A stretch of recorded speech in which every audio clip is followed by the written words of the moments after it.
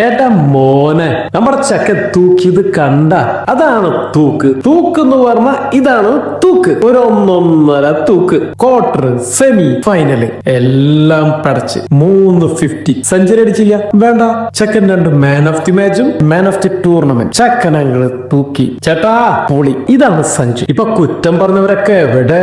ഇപ്പൊ സപ്പോർട്ട് ചെയ്യാൻ ഒരുപാട് പേര് അങ്ങോട്ട് കയറി വരുന്നുണ്ട്. നമ്മുടെ ചക്കൻ ആ ന്യൂസിലൻഡ് പരമ്പരയിലൊക്കെ ഒക്കെ പെട്ടപ്പെടാന്ന് പോയിക്കൊണ്ടിരുന്നപ്പോ എവിടെ നോക്കിയാലും കുറ്റം മാത്രം ഉണ്ടായിരുന്നു. ഇപ്പൊ പറഞ്ഞവരൊക്കെ തിരുത്തി പറഞ്ഞു. സഞ്ജു ബ്രില്യൻസ്, ചേട്ടൻ പോളി, സൂപ്പർ എന്തൊക്കെ ആയിരുന്നു.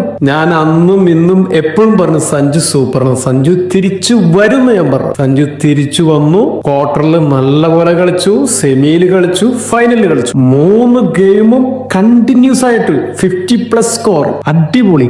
97, 89, 89 തകർത്തു. ഈ കളികളൊക്കെ നടക്കുന്നതിന്റെ ഇടയിൽ വിരാട് കോഹ്ലിനെ മാത്രം അങ്ങോട്ട് കണ്ടില്ല. പുള്ളിയുടെ പോസ്റ്റർ കണ്ടില്ല. പക്ഷെ മാൻ ഓഫ് ദി ടൂർണമെന്റ് കിട്ടിയപ്പോ ആകെ സഞ്ജുവിന്റെ പോട്ടം മാത്രം വെച്ച് ഷെയർ ചെയ്തിട്ടുണ്ടായി. സഞ്ജുവിനെ എതിർത്ത് പറഞ്ഞവരും കുറ്റം പറഞ്ഞവരും സകലവന ആൾക്കാരും എന്താ പൊക്കണ പോക്ക്. നിങ്ങൾ പൊക്കിയാലും പൊക്കിയില്ലെങ്കിലും ഇതാണ് നമ്മുടെ സഞ്ജു. നിങ്ങൾ പൊക്കിയാലും പൊക്കിയിലും സഞ്ജു നമ്മുടെ മുത്തട.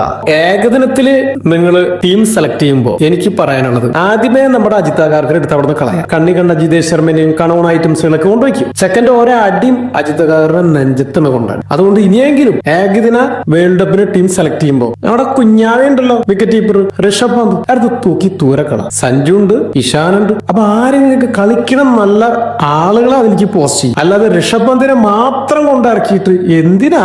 നമ്മുടെ ചേട്ടനൊരു ചാൻസ് കൊടുക്കുന്നേ. ചക്കൻ പൊളിക്കട്ടെ. മലയാളി പൊളിയല്ലേടാ.